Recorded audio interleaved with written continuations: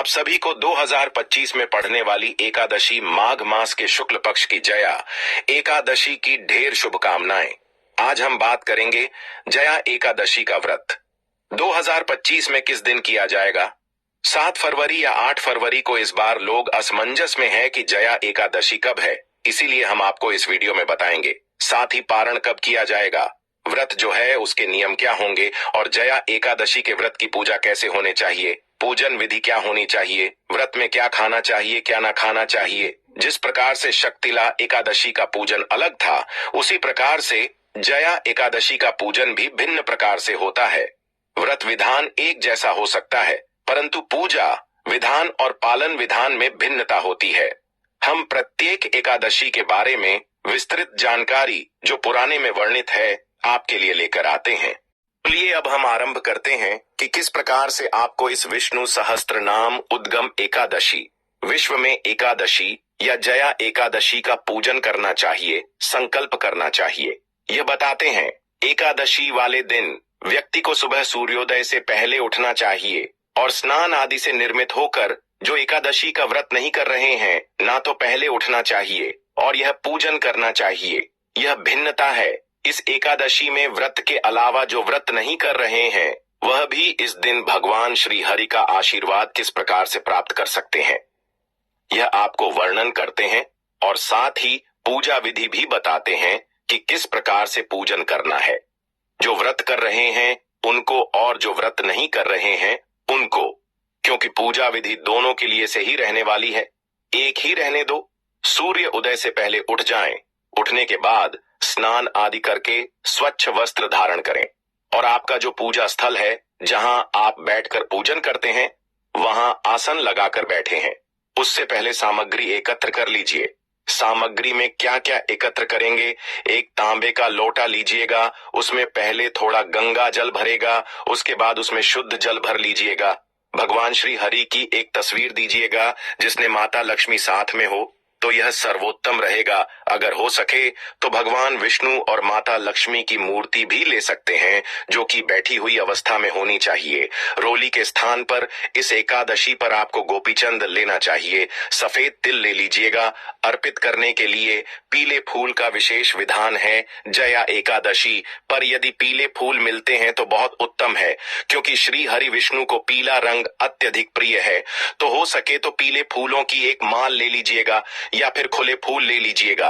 अधिक ना मिले तो जितना मिले उतना ले लीजिएगा। धूप रखिएगा, दीप रखेगा, गोल बाती वाला दीपक लगाइएगा के रूप में अर्पित करने के लिए। या तो आप इस दिन केसर युक्त मिठाई लीजिएगा। अगर आपके पास मिल जाती है केसर की बर्फी मिठाई में भी कौन सी केसर की बर्फी यदि मिलती है तो बहुत उत्तम है। अगर केसर की बर्फी नहीं मिलती है तो कोई बात नहीं। माघ मास में तेल का बड़ा महत्व है, इसीलिए आप तिल का लड्डू भी ले सकते हैं। पान का पत्ता लीजिएगा, लौंग लीजिएगा, सुपारी लीजिएगा, इलायची दीजिएगा। ये सारी सामग्री एकत्र कर दीजिए, आसान लगाइए और भगवान की तरफ मुख करके बैठ जाइए। देखिए, भगवान श्री विष्णु की पूजा करते समय आप पूर्व की ओर मुख कर सकते हैं, अन्यथा पश्चिम बहुत उत्तम रहता है। उत्तर में भगवान शंकर की तरफ मुंह किया जाता है, पश्चिम में भगवान विष्णु का वास है, तो आप पश्चिम की ओर मुख करके बैठे तो उत्तम है। दक्षिण के अलावा किसी भी दिशा की ओर मुख करके बैठ सकते हैं।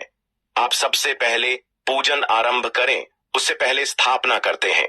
भगवान की तस्वीर या प्रतिमा जो आपने ली है ना आपके पास, यदि कोई चौकी है तो उसे चौकी पर पीले रंग का वस्त्र बिछाए, उसके ऊपर भगवान की तस्वीर रख पूजन करेंगे। यदि कोई चौकी आदि स्टोर आदि नहीं है तो हम पृथ्वी पर रखकर भी पूजन कर सकते हैं। जहां भी अपने रखकर पूजन करना है न पहले उसे स्थान का शुद्धिकरण कीजिएगा। जो सामग्री आपने ली है इस सभी का पहला शुद्धिकरण किया जाता है।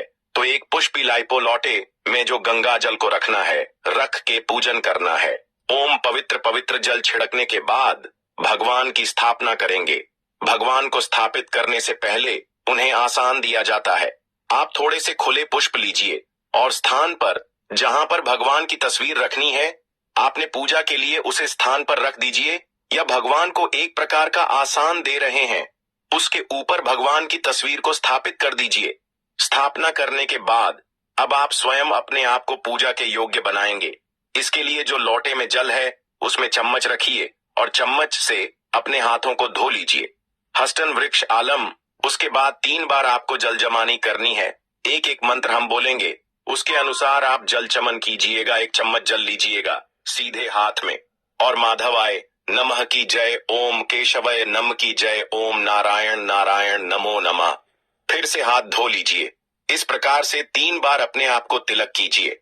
अगर हम वहां पर होती तो यह ब्राह्मण का कार्य होता है। ब्राह्मण जो पंडित जी आप बुलाते हैं वह आपको तिलक करता और अपने यहाँ आपके हाथ पर मौलिक बात। अब आप पूजा के लिए तैयार हैं। पूजन आरंभ करेंगे। एक विषय का ध्यान रखें कि जब आप पूजा में बैठे हो तो भगवान को गोपी चंद लगाइए, अक्षत के स्थान पर तेल लगाइए। माला पीले फूलों की माला है, आपके पास तो पीले फूलों की माला पहने ही है। जो भी फूलों की माला आपके पास है वह माला पहनाइए।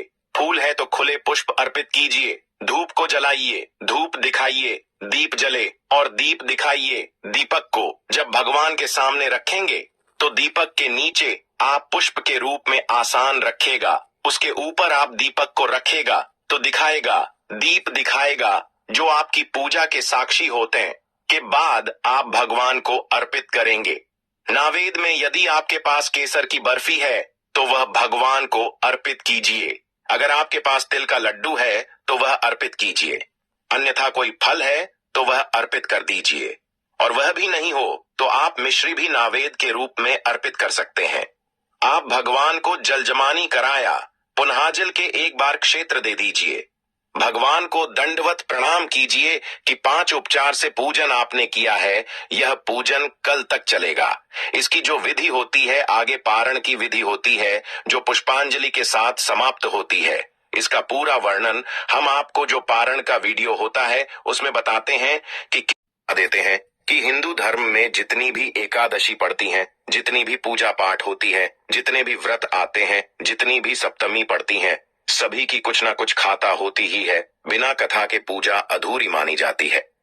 एकादशी की कथा सुनने से आपकी पूजा सफल हो जाती है। जो भी नियम आपको हम बताते हैं वह कथा के अनुसार ही होता है, इसलिए आपको कथा अवश्य ही सुन लेना चाहिए। कथा सुनने से आपका मनोबल बढ़ता है और आपको सुख शांति की प्राप्ति होती है। कथा सुनने के बाद आपको भगवान की आरती करनी है। आरती के लिए आप एक कपूर का टुकड़ा अपनी थाली में जला लेना। क्या होता है कि कुछ लोग दीपक से आरती करते हैं और वह आरती के बीच में बुझ जाता है। यह बहुत ही बड़ा अपशगुन माना जाता है, इसलिए आप कपूर से आरती कीजिएगा तो अच्छा रहेगा। आरती करने के बाद आती है नियमों की बारीकी। आपको कैसे अपना दिन व्यतीत करना है। आरती करके आप प्रसाद बंधु बंधावों में वितरित करेंगे और आपकी जो दैनिक कार्य है ना उनमें लग जाएंगे। जो होम मेकर्स है, हमारी माताएं बहनें जो घर संभालती हैं वह घर के कार्य करेंगे। जिनको ऑफिस जाना है ऑफिस जाएंगे तो सभी अपने अपने कार्यों को कर सकते हैं। इसी प्रकार की मनाही नहीं है, केवल कुछ चीजों को करने से आपको बचाना है। यह आप ध्यान रखिएगा। सबसे पहले तो शुद्धता का पूर्ण रूप से आपको ध्यान रखना है। एकादशी का आपने व्रत किया है, घर में किसी भी वजह से कोई कल है, क्लेश नहीं होना चाहिए। भगवान आपके घर में विराजमान है तो घर का जो वातावरण है वह बहुत ही स्वादपूर्ण होना चाहिए, प्रेम में होना चाहिए। इतना करें किसी के साथ लड़ाई झगड़ा ना करें, किसी का भी अहित ना करें, किसी का इस दिन बुरा ना करें। के शुक्ल पक्ष की जो एकादशी तिथि है ना वह शुरू हो रही है 7 फरवरी को रात्रि को 9:26 पर और इसका समापन होगा 8 फरवरी को रात्रि को 8:15 पर। ऐसे में 8 फरवरी को सूर्य के मुख से एकादशी होगी और इसमें क्योंकि रात्रि को द्वादशी आ रही है तो द्वादशीय योग्यता एकादशी भी हो जाएगी। जो रहेगा वह है आप 8 फरवरी को जया एकादशी का व्रत करें, पूजन करें, कथा श्रवण करें और इस दिन विष्णु सहस्त्र नाम का पाठ आपको अवश्य ही सुनना चाहिए। तो एकादशी के व्रत का पारण करना है और इसका जो निर्धन है ना वह इससे होता है कि एकादशी के बाद अगले दिन द्वादशी में पारण किया जाता है, सूर्योदय के बाद पारण किया जाता है और द्वादशी के पहले 5.5 घंटे जो हरिभाष